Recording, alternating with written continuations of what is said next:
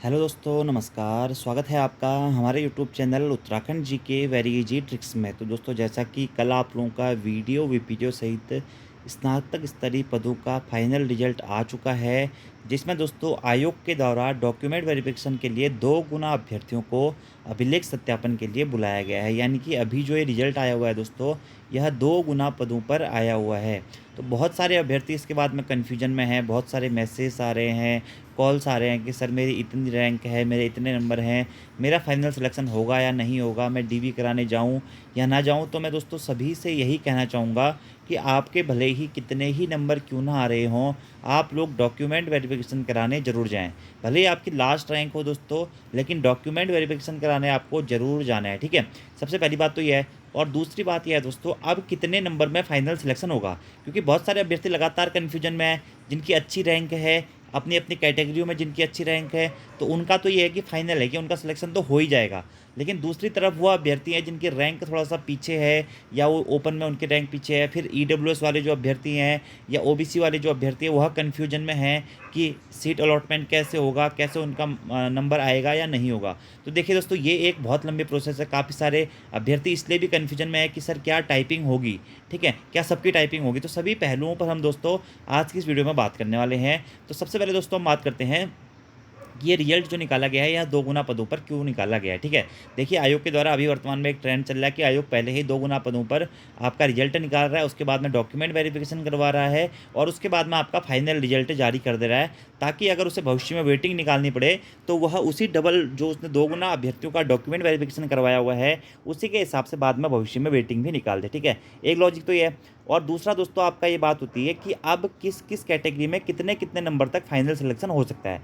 देखिए दोस्तों, अभी इस बारे में कोई भी फिक्सन नहीं कह सकता है कि किस कैटेगरी में कितने नंबर तक फाइनल सिलेक्शन होगा, क्योंकि वीडियो वीपीडीओ में मैक्सिमम वह अभ्यर्थी भी निकले हुए हैं जो ऑटोमेटिकली इससे पहले पटवारी भर्ती में दोस्तों निकले हुए हैं, ठीक है। और पटवारी का ग्रेड पे आपको बताया दोस्तों, अच्छा ग्रेड पे है, 2800 का ग्रेड पे है। और बहुत सारे अभ्यर्थी दोस्तों ऐसे भी हैं जो वन दरोगा में निकले हुए हैं, तो उनका भी वहाँ पे 2800 का ग्रेड पे है, ठीक है। तो अगर उनका वीडियो वीपीडीओ वाले इस एग्जाम पेपर में नीचे वीडियो और वीपीडीओ के लिए या 2400 ग्रेड पे वाली जॉबों के लिए सिलेक्शन होता है, तो मेरे हिसाब से दोस्तों सभी अभ्यर्थी पटवारी को प्रीफर करेंगे, क्योंकि पटवारी का जॉब स्केल भी अच्छा है और पटवारी में जो प्रमोशंस हैं वह भी अच्छे हैं, ठीक है। तो यहाँ पर एक पहलू तो ये हो जाता है कि अगर पटवारी की ज्वाइनिंग हो जाती है, तो बहुत सारे अभ्यर्थी ऐसे हैं जो वीडियो वीपीडीओ को ज्वाइन नहीं करेंगे। लगभग लगभग 70 से 80 अभ्यर्थी ऐसे हैं दोस्तों जो पटवारी और वीडियो वीपीडीओ में मेरे हिसाब से समान सेलेक्ट होंगे, ठीक है। इसके अलावा और अभ्यर्थी भी इसमें ऐड हो सकते हैं। अब किस कैटेगरी में कितने नंबर तक सिलेक्शन होगा, जैसे दोस्तों आप ये पूरी लिस्ट देख रहे हैं, ठीक है, टोटल लिस्ट है। अब इस लिस्ट को अगर आप लोग दोस्तों एनालाइज करें तो ये ओपन लिस्ट है, यानी कि इसमें आयोग ने क्या कर रखा है, जनरल की अलग, ओबीसी की अलग, एससी की अलग, एसटी की अलग, इस प्रकार से लिस्ट जारी नहीं करी हुई है। आयोग ने एक मिक्स लिस्ट जारी करी हुई है जिसमें आपको सबके नंबर देखने को मिल जाते हैं, और एक मिक्स के बाद में जो कैटेगरी की जो लिस्ट होती है वह आयोग के द्वारा जारी की गई है। और कुल कितने पदों पर दोस्तों, देखिए 1862 पदों पर दोस्तों आपकी आयोग के द्वारा लिस्ट जारी की गई है। मेरे हिसाब से 916 के आसपास पद थे, तो आयोग ने यहाँ पे 1862 पदों के आसपास में दोस्तों यह लिस्ट जारी करी हुई है। तो इस लिस्ट के हिसाब से दोस्तों अगर मैं बात करूँ कि कितने नंबर तक आप लोगों का फाइनल सिलेक्शन हो सकता है, ठीक है। तो अभी देखिए दोस्तों, डीबी के लिए तो आप लोगों को जरूर जाना है, लेकिन आप में से बहुत सारे अभ्यर्थी लगातार परेशान थे कि सर कितने नंबर तक हमारे सिलेक्शन हो सकते हैं। तो मैं यही कहना चाहूँगा दोस्तों कि अगर आपके इस कट ऑफ से 3 से 4 नंबर ज़्यादा हैं, ठीक है, जितनी कट ऑफ गई हुई है जिस कैटेगरी में, जिसकी वीडियो मैं आपको कल बना के दे चुका हूँ, तो अगर 3 से 4 नंबर आपके ज़्यादा हैं उस मिनिमम कट ऑफ से, तो आपका सिलेक्शन दोस्तों मेरे हिसाब से निश्चित ही हो जाना चाहिए। 3 से 4 नंबर ज़्यादा हैं या 4.5 नंबर ज़्यादा हैं, तो आपका सिलेक्शन निश्चित ही रूप से हो जाना चाहिए। बाकी देखिए, ये दोस्तों श्योरिटी नहीं है कि होगा या नहीं होगा, लेकिन मैं यही कहना चाहता हूँ, क्योंकि अभी बहुत सारे मौके हैं दोस्तों, बहुत सारे अभ्यर्थी ऐसे होंगे जो इस जॉब स्कूल को ज्वाइन नहीं करेंगे, क्योंकि इसमें बहुत सारे अभ्यर्थी दोस्तों ऐसे भी हैं जो पहले से जॉब्स में है, ठीक है, बहुत लंबे समय से जॉब्स में हैं, और उन्होंने हायर ग्रेड पे के लिए, यानी कि आरओ हो गया, चकबंदी अधिकारी हो गया, उद्योग प्रबंधक हो गया, इसके अलावा जो लेवल 6 और लेवल 5 की जॉबें हैं उसके लिए दोस्तों आवेदन किए हुए थे, ठीक है। तो बहुत सारे अभ्यर्थी लेवल 6 और लेवल 5 की जॉबें नहीं मिलने के कारण भी इस भर्ती को ज्वाइन नहीं करेंगे।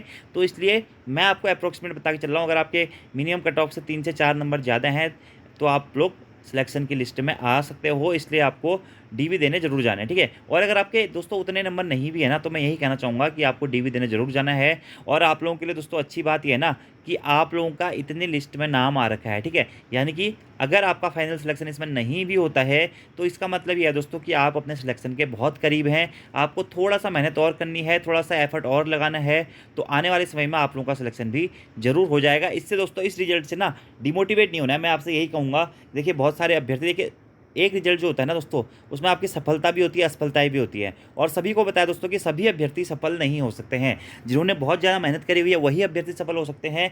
और बहुत सारे अभ्यर्थी इसमें ऐसे भी होंगे जिन्होंने बहुत ज़्यादा मेहनत करी होंगी और कन्फ्यूजन वाले प्रश्नों को गलत करके आ गए होंगे, या उनका दिन नहीं होगा। तो देखिए दोस्तों, ये चीज़ें अगर आप कॉम्पिटिशन में हैं, वन डे एग्ज़ाम्स की तैयारी कर रहे हैं, तो लगे रहती है। देखिए सिलेक्शन होना ना होना ये लगे रहती है। आपका लिस्ट में नाम आ रखा है, तो इसका मतलब क्या है कि आप अपने सिलेक्शन के बहुत करीब हैं, और आने वाले एग्ज़ाम्स में आप लोगों का सिलेक्शन ज़रूर हो जाएगा। और उन अभ्यर्थियों से भी मैं कहना चाहूँगा जिनका इस लिस्ट में दोस्तों नाम नहीं आया है, तो आप लोगों के लिए भी दोस्तों एक अच्छी सीख ये है कि आप इन अभ्यर्थियों से सीखें। क्योंकि देखिए दोस्तों, अभी ना बहुत बड़ा एक परिवर्तन हो रखा है। क्या परिवर्तन हो रखा है? आयोग के द्वारा 4 प्रश्नों के आंसर चेंज कर दिए गए और 1 प्रश्न को आयोग के द्वारा डिलीट कर दिया गया। टोटल 5 प्रश्न हो गए। अगर इनका एवरेज निकालोगे तो इतने नंबर का ऊपर-नीचे हो रखा है। तो बहुत सारे अभ्यर्थी ऐसे थे जिनके पहले अच्छे नंबर आ रहे थे, और अभी इन प्रश्नों के चेंज होने के कारण उनके नंबर थोड़ा-सा पीछे हो गए हैं। तो देखिए वन डे एग्ज़ाम्स में दोस्तों ये सारी चीज़ें चलते रहते हैं। इसीलिए मैं कह रहा हूँ कि आप लोगों को बस तैयारी जारी रखनी है। डीवी कराने के लिए सभी अभ्यर्थियों को ज़रूर जाना है, क्योंकि अगर आप डीवी कराने जाएँगे तो वहाँ पर आपको बहुत सारी चीज़ें सीखने को मिलेंगी। अगर आपका फाइनल सिलेक्शन नहीं भी होता है ना दोस्तों, तो भविष्य में आपके सिलेक्शन के चांसेस बने रहते हैं। क्योंकि अगर भविष्य में कुछ अच्छी जॉब्स आई, अभी कुछ लोग अपर पीसीएस में निकलेंगे, लोअर पीसीएस में निकलेंगे, आरओ एआरओ में निकलेंगे, तो यहाँ पर दोस्तों जो आपकी वेटिंग लिस्ट है वहाँ आ सकती है। क्योंकि आपको पता है देखिए, फॉरेस्ट गार्ड की जो वेटिंग लिस्ट है अभी 3-4 साल बाद भी आ रही है। तो डीबी कराने आप लोग ज़रूर जाएँ। अगर आपकी किस्मत अच्छी होगी तो भविष्य में आपका इसी रिजल्ट के बेस पे भी सिलेक्शन हो सकता है। क्योंकि ये जो फाइनल रिजल्ट है, इसमें 2 गुना अभ्यर्थियों को यहाँ पर बुलाया गया है, ठीक है। अब बहुत सारे अभ्यर्थी कन्फ्यूजन है, क्योंकि उनका वीडियो वीपीडीओ में भी सिलेक्शन हो रखा है, या हायर ग्रेड पे में भी हो रखा है, ठीक है। और दोस्तों उनका पटवारी लेखपाल में भी हो रखा है। तो इन अभ्यर्थियों में से मैं दोस्तों यही कहना चाहूँगा कि आप लोगों का जब डॉक्यूमेंट वेरिफिकेशन हो जाएगा, उसके बाद में आप लोग प्रेफ़रेंस भरेंगे, ठीक है। अगर आप लोगों के नंबर अच्छे हैं और आपको हायर ग्रेड पे मिल रहा है 2800 या उससे ऊपर, तो आप उस ग्रेड पे को ज्वाइन कर लें, ठीक है। और अगर प्रेफ़रेंस भरने के बाद में आप लोगों को वीडियो मिल रहा है, क्योंकि इसका जो ग्रेड पे है 2400 का है, ठीक है। बाकी 1 से 2 पोस्टें और हैं इस भर्ती में 2400 ग्रेड पे वाली, तो आप इस भर्ती को ज्वाइन ना करके पटवारी लेखपाल वाली भर्ती को ज्वाइन करें। क्यों? क्योंकि पटवारी लेखपाल भर्ती का दोस्तों पे स्केल भी अच्छा है, जॉब स्टेटस भी अच्छा है, और इन फ्यूचर उसमें आपके प्रमोशंस भी अच्छे हैं। उसमें प्रमोशंस के बेसिस पे दोस्तों आप पीसीएस ऑफिसर तक जा सकते हैं पटवारी से, ठीक है। पटवारी से कानूनगो, कानूनगो से नायब तहसीलदार, नायब तहसीलदार से तहसीलदार, और तहसीलदार से पटवारी। तो आने वाले समय पे देखिए, तहसीलदार की कोई भी डायरेक्ट रिक्वायरमेंट नहीं होती है, कानूनगो की भी बहुत कम डायरेक्ट रिक्वायरमेंट होती है। तो वहाँ पर आपके जो प्रमोशन के चांसेज होते हैं, और जो जॉब स्टेटस होता है, क्योंकि आपकी जॉब भी उसी जनपद में रहेगी जिस जनपद से आपने आवेदन किया हुआ है, ठीक है। तो मेरे हिसाब से इन दोनों भर्तियों में अगर कंपैरिजन किया जाए तो पटवारी लेखपाल भर्ती ज़्यादा बेस्ट है, मैं यही कहना चाहूँगा। और तीसरी चीज़, जो बहुत सारे अभ्यर्थी दोस्तों कन्फ्यूजन में है टाइपिंग को लेकर, क्या टाइपिंग सभी की होगी? देखिए दोस्तों, टाइपिंग के लिए क्या है कि आयोग के द्वारा आप लोगों को ऑप्शंस दिया जाएगा, जैसे पिछली बार दिया गया था। जिन भी भर्ती पेपरों में टाइपिंग थी, बस उन्हीं में टाइपिंग होगी। अगर आप चाहें उनके लिए टाइपिंग देना तो दे सकते हैं। अगर आप टाइपिंग वाली पोस्टों पे नहीं जाना चाहते हैं तो आप टाइपिंग नहीं भी दे सकते हैं, ठीक है। और इसके बारे में दोस्तों आयोग के द्वारा आप अगले मंथ आपकी लिस्ट जारी कर दी जाएगी। जो भी आपका डॉक्यूमेंट वेरिफिकेशन होगा, किस किस तिथि को आपका डॉक्यूमेंट वेरिफिकेशन होगा या टाइपिंग परीक्षाएं होगी, ठीक है। तो वह तिथि आयोग के द्वारा जल्द ही जारी कर दी जाएगी। और कैसे सिलेक्शन होगा, देखिए दोस्तों, प्रेफरेंस के हिसाब से सिलेक्शन होगा। और जब प्रेफरेंस के हिसाब से सिलेक्शन होता है, तो कौन सी कैटेगरी में कितने नंबर वाले का सिलेक्शन हो जाए, ये कहना दोस्तों बहुत टफ होता है। क्योंकि देखिए, मैं आपको एक बेसिक सी चीज़ बताता हूँ, ठीक है। बेसिक सी चीज़ क्या है, यहाँ पर आप देख सकते हैं, ओबीसी वाला कैंडिडेट है महेश प्रसाद, ठीक है। और ईडब्ल्यूएस वाला कैंडिडेट है जिनके इतने इतने नंबर हैं, ठीक है। अब सपोज दैट मैं आपको जस्ट एक एग्जांपल दे रहा हूँ दोस्तों। वैसे तो इनका अपर ग्रेड पे वाली जॉबों में जनरल की सीट काट के भी हो जाएगा, लेकिन सपोज दैट इनमें से कोई अभ्यर्थी बीच में है, ठीक है। जैसे आप ये मान के चलिए, हम उठा लेते हैं 126 वाले रैंक के किसी स्टूडेंट को, ठीक है। जैसे कि हम ये उठा लेते हैं, ठीक है। कौन सा? 121वें नंबर का स्टूडेंट उठा लेते हैं एससी में, इनके 74 नंबर है, ठीक है। अब यहाँ पर दोस्तों होता ये है कि जब इस स्टूडेंट के द्वारा प्रेफरेंस भरी जाएगी, तो इस स्टूडेंट के द्वारा प्रेफरेंस में अपर ग्रेड पे की जॉब भरी जाएगी।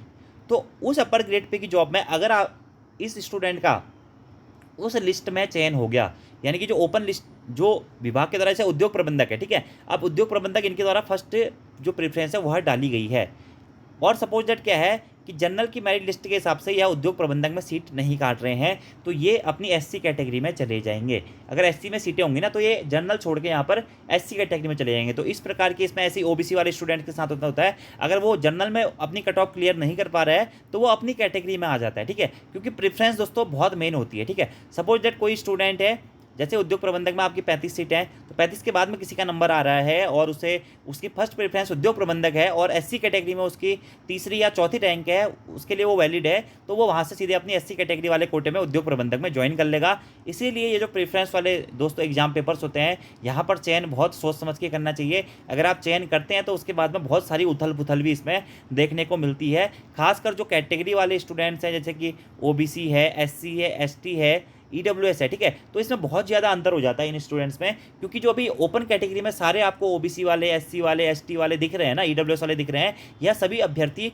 ओपन कैटेगरी से दोस्तों हटकर अपनी पर्सनल कैटेगरी में चले जाते हैं अपनी प्रेफरेंस के हिसाब से, क्योंकि हर किसी को एक अच्छी जॉब चाहिए। तो इसीलिए मैं आप सभी लोगों से कह रहा हूँ कि इस भर्ती में 3 से 4 नंबर आप अपना सेफ स्कोर समझ के चलिए और डॉक्यूमेंट वेरिफिकेशन कराएं दोस्तों, जरूर जाएं, ठीक है। बाकी जिनका चयन नहीं हो पाया है उनसे मैं यही कहूँगा दोस्तों, आप लोगों के पास में अभी बहुत अच्छे मौके हैं, बहुत ज़्यादा फॉर्म्स आने वाले हैं, अपनी तैयारी को बरकरार रखें। क्योंकि दोस्तों आज जिन अभ्यर्थियों का चयन हुआ है ना, अगर आप इन अभ्यर्थियों से पर्सनली मिलेंगे ना, तो आपको पता है दोस्तों सभी अभ्यर्थी बहुत पुराने हैं, ठीक है। पिछले 7 से 8 सालों से यह अभ्यर्थी लगातार तैयारी कर रहे हैं। अब वैसे दोस्तों बहुत सारे अभ्यर्थी जो पिछली बार निकले थे, मेहनत वाले थे, उनका इस बार नहीं हो पाया है, उनसे भी मैं यही कहना चाहूँगा। देखिए दोस्तों, वही डायलॉग है कि सफलता असफलता तो लगे रहती है, लेकिन आपको प्रयत्न करना नहीं छोड़ना है। पिछली बार आप लोगों का सिलेक्शन हुआ था, यानी कि आप लोगों में गट्स थे, इस बार आपका दिन नहीं रहा होगा, तो आगे आने वाले एग्जाम्स में आप लोगों का दिन दोस्तों जरूर रहेगा, ठीक है। और दूसरी चीज़ दोस्तों, मैं आप स्टूडेंट से ये भी कहना चाहूँगा, जिन भी स्टूडेंट्स का अच्छे ग्रेड पे के लिए चयन हो गया है इसमें, और जिनको ये लगभग तय है कि उनका चयन तो हो ही जाएगा, यानी कि उनकी ज्वाइनिंग तो हो ही जाएगी, तो वो लोग कनिष्ठ सहायक या अन्य एग्जाम्स को दोस्तों स्किप भी कर सकते हैं, ठीक है। अभी आप उन एग्जाम्स को छोड़ भी सकते हैं, ताकि जो उसमें वेटिंग वाले स्टूडेंट्स हैं उनका वहाँ पर फाइनल चयन हो जाए। बाकी पटवारी लेखपाल और वीडियो अगर आप चयन करते हैं, तो मेरे हिसाब से पटवारी लेखपाल वाली जॉब अच्छी है, लेकिन जब आपका ग्रेड पे क्या होता है 2800 से कम रहता है, जैसे कि स्पेशल वीडियो के लिए।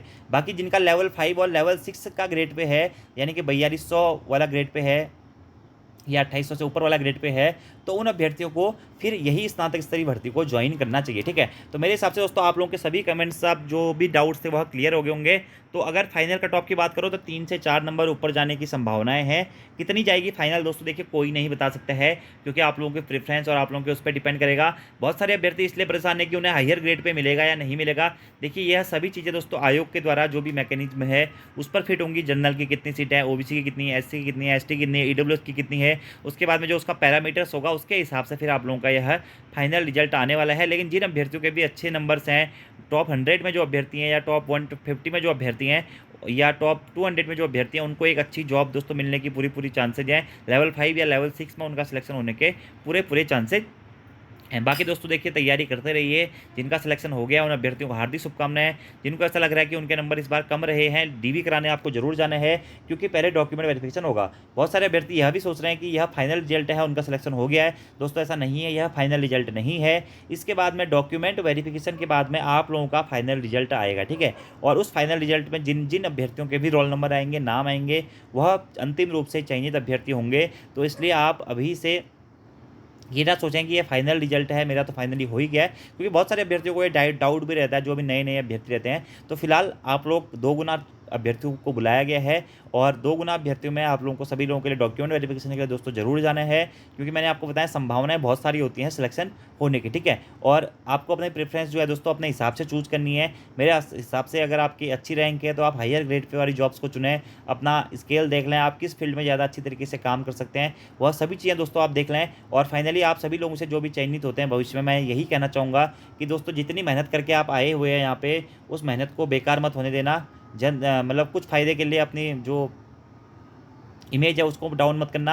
आप लोग इतनी मेहनत करके यहाँ पर गए हैं, इतना सालों का आपका संघर्ष है, तो अगर आप लोग किसी फील्ड पे जाके काम करते हैं तो निश्चित ही जो आम जनता है या जिस भी फील्ड में आप जॉब कर रहे हैं, जो भी आप लोगों से लोगों के एक्सेप्टेशंस हैं कि यह जो अभ्यर्थी है या जो कर्मचारी भविष्य में आप बनने वाले हो, वह अपने काम को लेकर सशक्त हो और फालतू में जैसे कि आप देखते हैं कि पहले क्या होता था कि बहुत सारे जो कर्मचारी थे वो ज़बरदस्ती लोगों को लटकाते थे कि आज नहीं हो पाएगा, ये नहीं हो पाएगा, ऐसा नहीं हो पाएगा। तो मैं ये मानता हूँ कि आप लोग अगर विभागों में जाएँगे तो परिवर्तन ज़रूर आएगा और आप जल्द से जल्द जो भी समस्याएँ होती हैं हमारा गाँव निवासियों की या जो भी विभाग आपको मिलते हैं, उस विभाग से संबंधित जो-जो भी परेशानियाँ होती हैं, जो भी प्रॉब्लम्स होते हैं, उन प्रॉब्लम्स का आप जल्द से जल्द निवारण करेंगे। जो भी आपकी पब्लिक डीलिंग वाली जॉब्स हैं, इसमें मैक्सिमम पब्लिक डीलिंग वाली जॉब है दोस्तों, तो उस पब्लिक डीलिंग में आप अच्छी तरीके से अपना योगदान देंगे और जो भी ऐसे गरीब लोग हैं या जो स्टूडेंट्स अभ्यर्थी हैं, जिनको अपना काम कराने की बहुत जल्दी रहती है, तो आप उनकी अवश्य ही मदद भी करें और अपने काम के प्रति बिल्कुल निष्ठावान रहें।